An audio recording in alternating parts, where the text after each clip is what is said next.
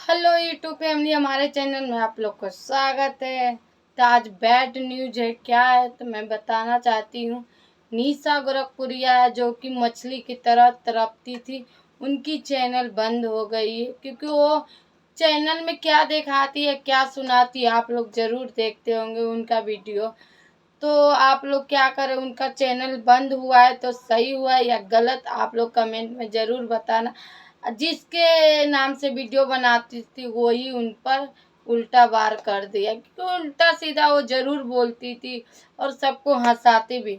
अब गोरखपुरिया भौजी गई, उनकी मदद नहीं कर रही है तो रो रही है, आंसू साफ कर रही है।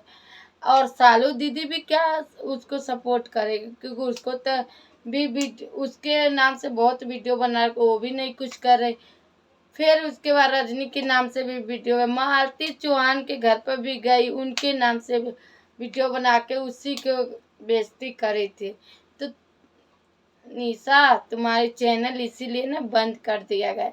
तुम्हारे गोरखपुरिया भौजी नहीं बचाने वाली, तुम कितना भी रो लो, मछली की तरफ तड़पती थी।